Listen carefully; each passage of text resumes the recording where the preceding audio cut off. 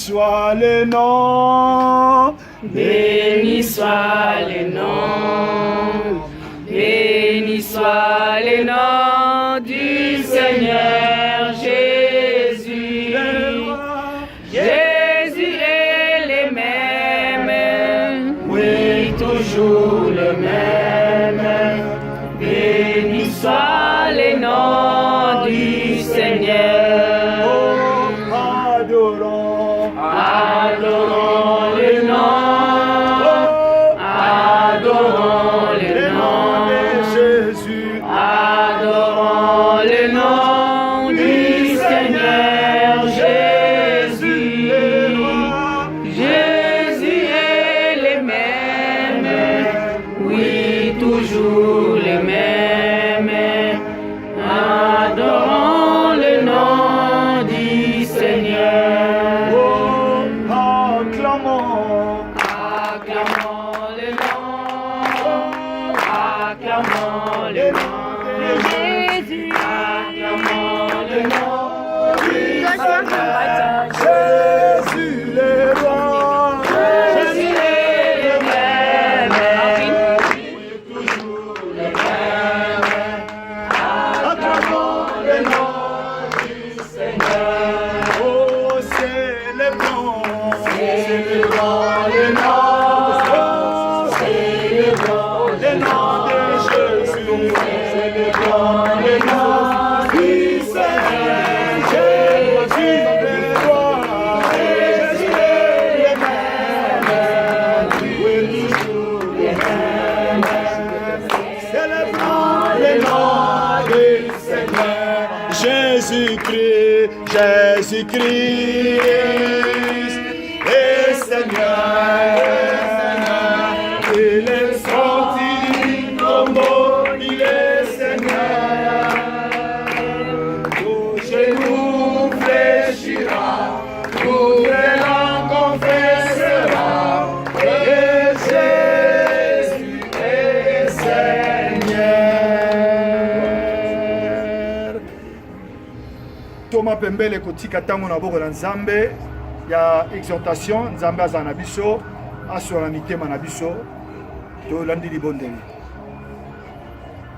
Au commencement était la parole était avec Dieu, la parole était avec Dieu. Tout a été créé par la parole et rien de tout ce qui existe a existé que par la parole. Et sans parole, rien n'a existé. Et c'est cette parole que nous voulons écouter ce soir.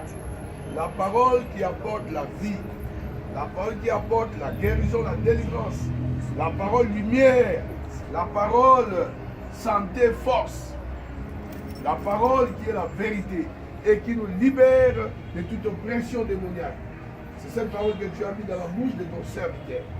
Père, que cette parole nous sanctifie, que cette parole nous libère, nous guérisse, que cette parole nous fait vivre devant ta face. Fais-nous grâce selon ta grande miséricorde. Et pitié de nous. Bénis-nous, Seigneur. Bénis-nous. Donne-nous la connaissance. Seigneur, ouvre notre esprit. Donne la révélation de ta parole. Qui fait qu'en croyant, nous ayons la vie. En croyant, nous soyons sauvés. Cette parole qui est la révélation de Dieu pour nous ce soir. Oui, apporte dans nos vies spirituelles la santé spirituelle, dans nos vies physiques, la santé, miracle, des guérisons. Oui, sur le plan âme, la connaissance. Oui, merci. Nous avons donné cette opportunité.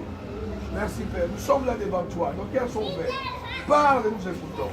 Dans le nom de Jésus, nous bénissons l'instrument que nous voulons que tu nous parles au travers de nous. Bénis le Seigneur. Sanctifie-les. Les canaux par lesquels tu vas parler.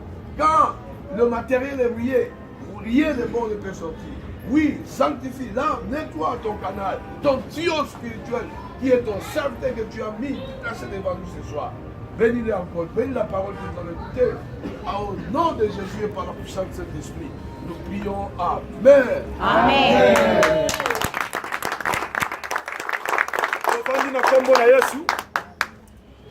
En tout cas, napesi merci mingi pour la disponibilité. Oyo Nzambe apesi moko na moko pour na kozala kati na sika oyo. nakumisi nzambe pour la présence ya moko na moko. Amen. Amen. Et c'est nous mingi na motema na ngai komona bana nzambe basangani kati na esika oyo mpona kombo na Yesu Kristo. Amen. Amen.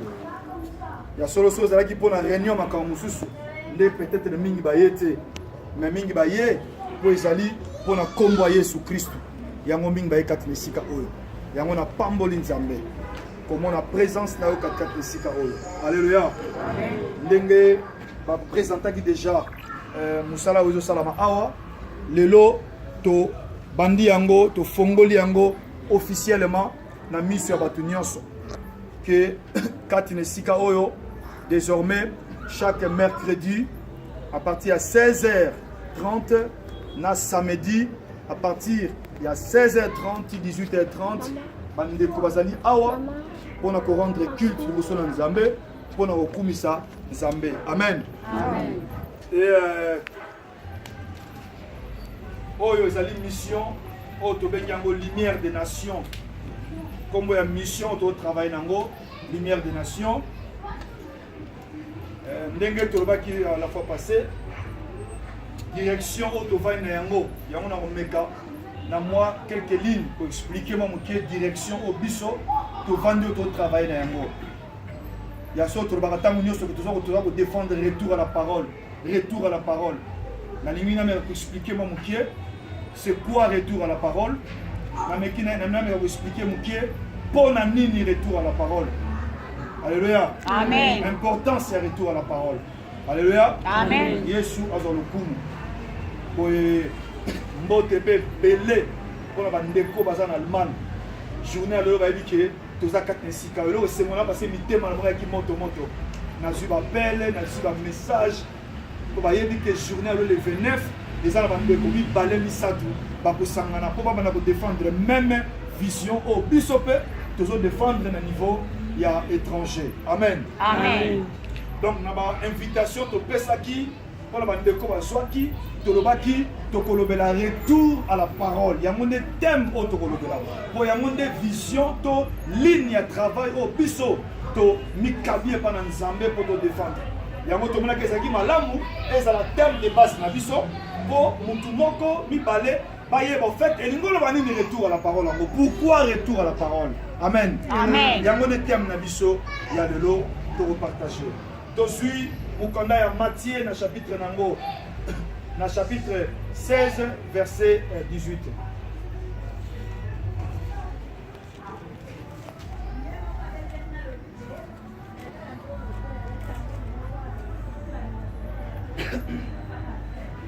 Na préféré dans la thème na biso liboso po bande komi balé misatu o baza ko prier na biso kat esikoyo bazala kana idée pourquoi biso tozolobela catholique défendre retour à la parole pour la nini elingo loba nini eza mateya sika to nini. Alléluia. Amen. C'était très important la thème na biso liboso pour epesa biso moi boye moko ensemble. Retour à la parole thème na biso moi. Natangi Matthieu chapitre 16 verset 18 verset Evan Pemingi. Balobi boy.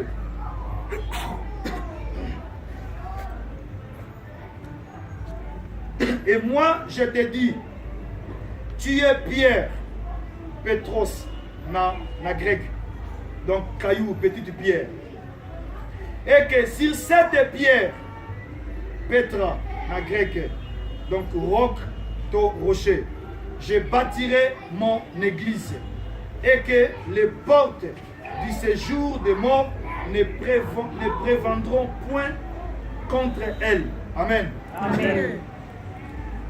Lui second fallait qu'il y a panza yango mais en fongola yango te a tiamuka na liboke mo mtaye baso ngolo banini.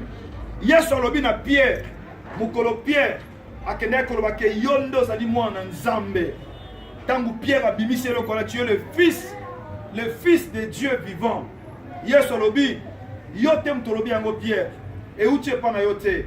Papa na ngande mutu a inspiré yo. Alors Yesu alobi tu es Pierre.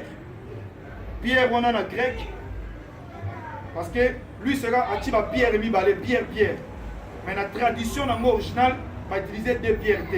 Pierre moko ya kombo na Pierre mususu ali ya kombo te. Abi tu es Pierre, donc na grec ma ngoloba Petros qui veut dire petit caillou. Donc allez libanga ya mukie. Après lobi sur cette pierre, donc sur cette roc, donc Petra et Nikoloba roc to rocher. Donc libanga ya munene. Abi likolo ya libanga oyo nakotonga nini église na ngai. Amen. Amen. Donc biso nyonso toli d'accord que église ya Nzambe etongami likolo ya libanga. Alors sur cette roc Petra likolo ya libanga oyo nakotonga lingomba nanga. Donc nous sommes d'accord ensemble que lingomba ya Nzambe etongami likolo ya libanga. Kondima ya mwana na Nzambe etongami likolo ya libanga. Yango toke mbangu na mukanda ya Corinthiens, 1 Corinthiens na chapitre 10 verset 4. Natanya mbangu alobi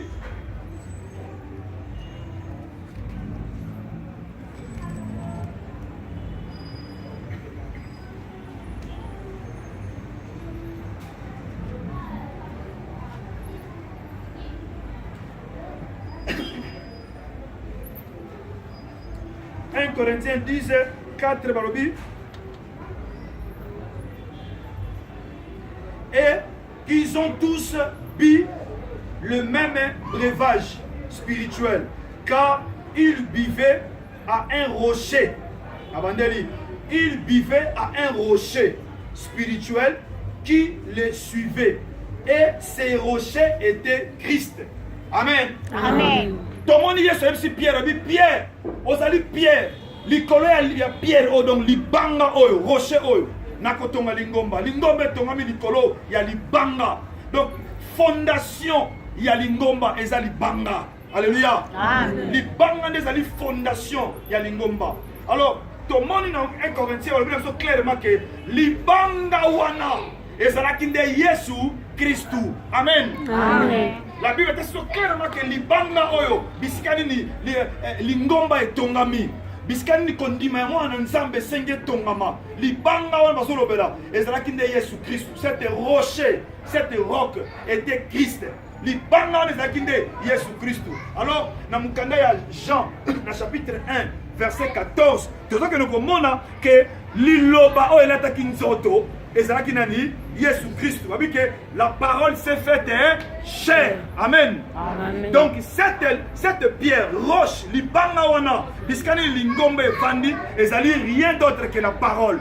Parce que babi que libanga wana ezali Yesu. Mais Yesu wana batalisi so clairement dans Jean 1:14 que c'est lui la parole qui était faite chair. Amen. Amen. Donc fondement ya lingomba ezali loba la parole. Mutuma sosolingai. Amen. Par là tu comprendre clairement que fondation lingomba ezali loba. Lingomba to la foi chrétienne évangile couleur roche libanga roc rocher. Pe libanga na bi clairement que libanga wana roche wana ezali Yesu. Pe Jean le bi que Yesu wana ye wana liloba. Donc la parole c'est le fondement. Fondement, il n'y a pas de lingomba. Église, il faut vendre l'ikola liloba. Liloba est fondement. Donc là, tout ça, retour à la parole. Et liloba tout simplement, retour à fondement. Alléluia. Amen. Parce que tu comprends clairement que la parole c'est le fondement de l'église. Soyez tout le monde comprendre que tu es dans Amen. Amen. Tu es Pierre, Petros, donc petit caillou. Sur cette pierre, Petra, donc rocher, to, roc, libanga monene, je bâtirai mon église. Donc l'ingomba a pour fondement les rocs. Roc wana, Corinthiens le dit que c'est Jésus. Donc Jésus, c'est le fondement de l'église. Jésus wana, c'est la parole. Jean chapitre 1 verset 14. Jésus c'est la parole. Donc là, tu comprends que la parole c'est le fondement de l'église. La parole, c'est le fondement. Il y a qu'on dit maman en ensemble. Et quand on dit retour à la parole, nous voulons seulement dire retour à fondement. Amen. Amen. Tout ça va de l'autre, retour à la parole, tout le monde, mon ami, nous sommes au fond de l'amour, pour nous comprendre. Nous, on y va l'obaka. Donc, retour à la parole, tout le monde, retour na fondement. Alléluia. Amen. Quelqu'un a compris aujourd'hui? Amen. Nous tout le monde a ce lelo. Et comme il est facile pour nous comprendre. Donc là, retour à la parole. Mais tout ce qui est retour à la parole, ça veut dire que tout le monde retour na libanga, na fondement. Parce que ndaku nyonso et simba magane na fondement. Amen. Alléluia. Amen. Biso bana maçon, tous a mieux placé pour nous expliquer bien ma sur fondement. Amen. Alléluia. Amen. Biso to botami na ba maçon, tous a mieux placé. Nous t'avons expliqué sur ma gamona sanité. Ndaku simba magana fondement. Soki ndaku et se détacher na fondement, ndaku on est sur la mikolo mingi te. Alléluia. Amen. Soki ndako ekabomi na fondement, ndako wana mikolo nango ekomi ya kotanga na maboko. Mpe molai ya ndako eza kodépendre na fondement. Amen. Amen. Otala ba immeuble ezokoya koya mingi. So otali calcul ingénieur asalaki ya fondement, nde mutepaki mobulu. Yango esali ke LR ndako emati na 10 étages. Fondement batiaki ezalaki mpo na 10 étages te. Après osali nini? Ekoya. Donc, fondement, et ça très important. Nous avons accordé attachement particulier dans les camps de fondement. Il y a un moment où on va retour à la parole, retour. Les gens ne nous comprennent pas trop. Maman, moi, c'est papa, pour le baron, on a lingala. Nous avons retour à la parole, nous avons compris. Pour le baron, on a lingala. Amen. Amen. Donc, beaucoup de gens ne nous comprennent pas. Retour à la parole, retour. Parce que nous avons un message, je vais Sika. Alléluia. Retour à la parole veut dire tout simplement tous ont un fondement. Pourquoi tous ont un fondement? Parce que justement, et ça c'est secret pour la moutouté, mangomba na biso, Christ mingi, si bima na fondement qui est la parole depuis très longtemps. Alors que fondement de simba kandaku. Alléluia. Amen. Puis Psaume chapitre 11. Verset 3, par le béni.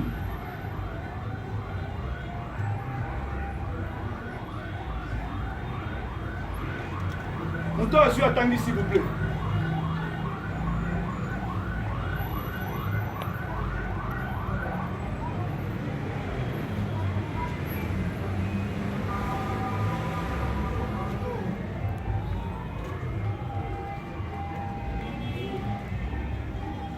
Amen. Je lis au nom du Seigneur. Amen. Quand les fondements sont renversés, le juste, que ferait-il? Alléluia. Amen. Alors, ce qui fondement est salini. Et boukani. Bayenge beni bakomba bakoti boulou yeke. Quand les fondements sont renversés, ce qui fondement est boukani. Ba Christou, ba yenge bene, lingomba et koti boulou yeke. Bon, ce qui se passe aujourd'hui, parce que ba mingi ba fondement et boukana déjà. Là, tout le monde retourne à la parole, tout le monde retourne à fondement. Pourquoi? Parce que ce qui fondement est boukani, les justes, que ferait-il? Donc, on continue à brûlement qu'on s'arrête. Parce que fondement est boukani. Et ce qui se passe aujourd'hui, encore internet est commis, vitesse est comme si c'est créé, et tu as les sauté. Aux hommes, on a mis sur les cas. Et pour les fondements. Ils se sont détachés d'un fondement qui est le roc. Babi Kabouan d'un fondement qui est la parole. Il y a créé mon boulot, créé trouble, créé zizani. Alléluia. Amen. Fondement Boukani. Il y a créé trouble, créé mon boulot. Résultat, tout le monde a cambo, tout le monde a l'élo. Tout le monde a trouble, tout le monde a. Mangomba nyonso, et ça va biso l'église à réveil. Et ça l'église traditionnelle, tout catholique, tout protestant. Et ça biso va réveil. Et ça va kimbanguiste. Batu nyonso, parce que bela combat Yesu. Ba koti mo boulou parce que fondement, parce que détaché na roc. Parce que détaché na fondement. yango ti mo bulu katikati na biso parce que la Bible dit soki fondement si le fondement est renversé le juste que ferait-il? Soko une église traditionnelle ba catholique souvent dans l'étranger bato kanga ba catholique ba cacho pour la pédophilie internet et la libre mi ba yebiango pédophilie ba sango mingi pédophilie na ba jeune fille ba jeune garçon amitié.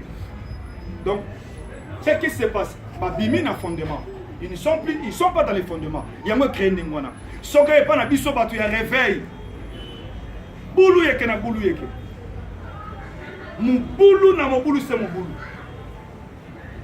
désordre masumu et matika na biso ba problème sérieux ba se détacher na nini na fondation na fondement l'Europe yango de raison il y a trouble au ekoti yango moni Paul alobi j'ai posé les fondements nai na tongi fondement mutu nyonso akeba na lolenga nini yazali kotonga likolo ya fondement oni Paul azobeta tola tout temps pardon 1 Corinthiens 3 verset 11.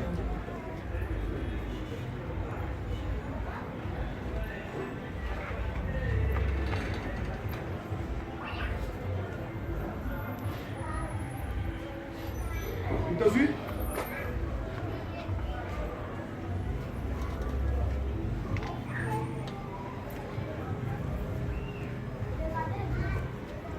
Mutation attendez s'il vous plaît. 1 Corinthiens 11. Amen. Amen. Pour ce qui est du fondement, Ah. nul ne peut poser un autre que celui qui est déjà en place. Ouais. C'est-à-dire Jésus-Christ. Ah. Alléluia. Amen. Abi likambo etali fondement. Omoni Thomas Zoloba. Pour la likambo etali fondement. Pourquoi ça veut dire comme fondement? Parce que yangonde moboku bisika lingombe vandi. Lisika kondima mwana nzambe vandi fondement. Abi pour la etali fondement.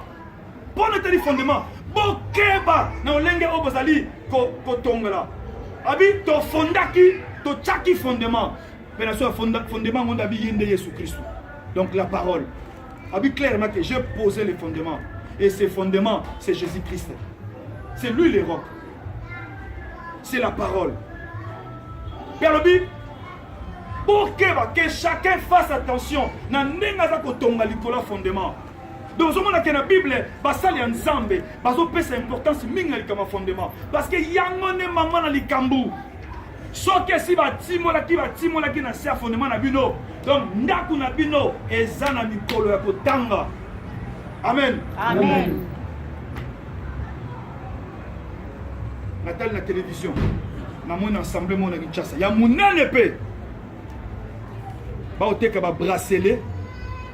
Ba tuni mo kambi église wana. Ba bracelet ba oteka la batu ya nebte eza ko tchaba eza pour nous permettre monter ko dans contact na molio mo centre. Combien? $15. Biso to la total na tala mo partie internet na émission moko les gars Kinshasa. Aza pasteur moko anglophone. Je crois Dalo. Na yebi te mais na tala mona qui est aza anglophone donc nigérien tenu. Église pe na tali tala mulongo timuna. Yango biso na retour à la parole. Tolu kaka foulute ya bakute. Amen. Alléluia. Nous ne voulons pas de foule. Alléluia. Le mot foule en grec c'est oklos. Et ngoloba entroupement de personnes sans vision. Amen. Alléluia. Amen. Et ça ma vision anglophone. Chercher ma foule, tu vois. Amen. Amen. Lumière des nations, c'est une mission. Tu as une mission. Donc, c'est les œuvres. Mais ça, tu as les compter. Évangélisation, tu as ça côté à Milimo, côté à la télévision. C'est le travail qui compte. Ce n'est pas le plein. On n'a pas besoin de ça. Dans mon Dieu, dans la foule, il y a battu. Tu as dit, hey, tu as interviewé. Ah, Mokambi. Bon, tu as un bracelet. Oh, apesi verset biblique. Apesi verset biblique. Somme. Apesi Likambouya. Eli na Élysée. Abi omoni Eli. L'air accueilli. Atike l'Élysée nini. Manteau. Pe Élysée soit qui nini. Double portion. Donc, omoni qui na 4 ne lamba. Ngouye salaka. Et c'est que le pasteur a oublié que tout ça qui a une dispensation, il faut enseigner. Bandego, c'est la même prochaine dans l'enseignement. La dispensation, pour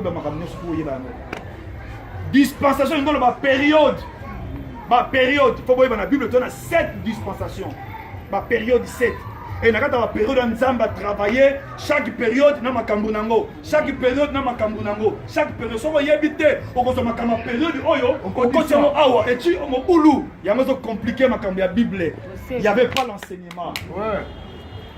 Thomas. Comme commerçant. Somme. Il y a un compliqué battu. Les gens n'ont rien compris. Manque d'enseignement. Natangu wana, tonaki na dispensation mususu. Sikoyo, tozana dispensation, il y a grâce ou dispensation de l'esprit. Donc natangu wana molimo na nzambe kitaki no likola mutu nyonso. Te. Molimo za ofanda ka likolo ya mwa batu songolo donc ba prophète, na ba roi, ba juge, ils avaient l'esprit. Moi batu misa tout cas. L'esprit n'était pas sur tout le monde.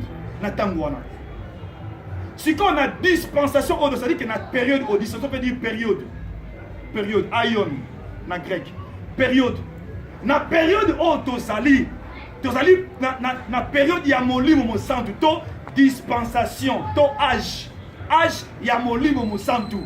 Donc, mon livre, qui dit le color, il y a tout. Nyon, son version, le baki, n'attend on a souka, je répandrai de mon esprit si tout est cher. Vos fils et vos filles prophétiseront. Molimo na nzambe na tango akitili kona mutu nyonso. Soko zo tamwa na nzambe, ondima Yesu, obanga Yesu, ozana molimo mo santo. Siko, la peso bracelet, ba soko e connecté na molimo santo. Ozo matiza na sens. Na sala molimo santo. Siko ba tela 15 €. Tala ba kongole ba sombi. Ya bel jimo ba lobaki. Peuple facile ya bokamba na mukilo eza ba congolais. Congolais va me mettre à l'eau taba, à Boyakei, dans ma église, dans ma communion sur la table comme ma souhaité. N'avez que Bobanga ami. Viens me bisous la zala banga ami. Aba kanga. Natava comment. Congolais va ma communion c'est pas keneboy, akei. Pas on neboy, pas mais c'est pas possible. Parce que somme à $15, $15 bracelet. Nous connectés dans mon sang. C'est quoi ça? On s'en commerce d'ailleurs. Azo gagné mbongo au sako ba bilophone. Nane bangana ba kusala mbongo au sako naté. Non sans anini parce qu'il n'y a pas le fondement. Le fondement est renversé. Quand le fondement est renversé, la Bible nous dit clairement que c'est la confusion. Psaume 11:3. Quand le fondement est renversé, le juste que ferait-il? Donc juste à côté na confusion. Je le rassalaté. Biso la poto passer le monde à Bruxelles. Pour vous en difficulté internet awa et ça internet so betika pasteur Alain Bosenge père spirituel na za kana Kinshasa awa ba bien que big prophète aya rappelle de temps en temps ye et on est à Salaga a sokolaka ba maman na 20 a sokolaka ba sema bala na 20 pour dire pas délivrer bino. Mais plus grave, c'est le président et le pasteur. Dans retour à la parole, on dit que pastoral et ça biblique. Dans Jean 17, hier sur le bi, papa, na sali bango moko, ne ngano petoli moko. Là, tu as dit que balé moko. Pourquoi faut ça tout ça sous pastoral pour na bon moko? C'est une confusion. C'est lui qui s'excuse, hein? Ngano toli moko. Pourquoi tout ça la sous alliance pour tout ça la moko? Le nom avec ton coopérateur. Son nom toli moko. Donc toi tu moko. Babi tangu Yesu, maman na Yesu, akutana kina maman na Marie. Ni eleka ki? Bana mi bali na zemi. Dema bumu na zemi. Marie na nani na Elisabeth. Tangu bakutani. Babi mabumu na bango. Pona nini? Parce que molimo moko eza katina ona katina oyo. On a besoin de ça la pastoralité. Pour tout ça la bomoko. Ça c'est une vision bidon comme Nzambe. Parce qu'on est déjà un. Alléluia. Amen. Zao bobo tamita tamo mamoko. Na famille, oh, tout ça la moi réunion mon famille, tout ça bon pour tout ça la unité. Non. On est déjà ici, on a tout ça, tout ça, tout ça, donc c'est que bon, me fondi. Et c'est naturel. Alléluia. Amen. Amen. C'est la manipulation. Et c'est la sensité.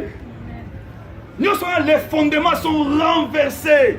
Dans le fondement, Boukani, il y a confusion. À ce moment-là, Bassi, Nani, comment on dit, na 20. À ce moment-là, même Balamoko Simbagité. Maman n'a bien un problème. Parce que pour moi, nous allons faire ce rôle na 20. Bon, nous allons faire un bal de zalaté. Bon, d'accord. Moi, c'est une balle. Une balle, ah, Namoni, 14 aventuriers. Yo, le bas qui est dans zalaté, aya, tokangaye. Passer par Yagate, aïe, aïe, pena 20, aïe, na l'ambouka pembe, na robe, pembe, ma côté na salon. Moi, ici, moi, c'était photo ça dans la chambre, dans la chambre. Donc, ici, moi, si on a, il faut maintenant vers eux, dans la droguer, nan. Moi, en bas, on a, donc, ils sont sur Internet, ils sont sur YouTube, ils sont bêtes qu'à combo au monde, ballon la montée, là, YouTube. Mais quand on a su à Bruxelles, on a Bruxelles. On a fumé le porte, on a bêti en direct, on a bêti, on a filmé. On a bêti, on a filmé, on a bêti. Bon, il ça vidéo, ok. Pesa mbongo. On a fait un bon matin, on a fait un bon vidéo et puis matin. Vidéo sur Internet. Confusion. C'est la confusion. Les fondements sont renversés. Les fondements Boukani. Alléluia. Amen. Oh, t'es qu'à huile, ma foute à huile. 400 € en France. 400. Huile d'onction. Oh, type Israël. La Bible dit un seul nom nous avait été donné. C'est le nom de Jésus. Combatez ce coquille. Amen. Mais néanmoins, Jésus-Christ n'est pas mécanique. Sera ébissio K.O. qui c'est ma fouta. Mais ce n'est pas comme une doctrine, tradition. Chaque jour, il faut ma fouta. Ma fouta, elle n'y a sauté. Il y a un camoko particulier comme qui. Peut-être si Camoko te Paul, chaque jour, déjà. Chaque jour, ma fouta. Chaque jour, ma fouta. N'importe quoi, combat Yesu. Et coquille. Ma fout à mon ennemi. Et coquille combat Yesu. Mais ce qui n'a qu'à wana, parce que l'esprit n'est pas mécanique. N'a qu'à précis te dit, utilisez boy. Tu continues le domaine mususu. Kola kumisama. Mais ce n'est pas une doctrine comme chaque minute, il faut ma fouta. Non, combat Yesu coquille. Et ça n'a mubimba, basala mondambouté. Il a été obéissant jusqu'à la mort de la croix. C'est pourquoi le Père lui a donné les noms qui ont décidé de tout.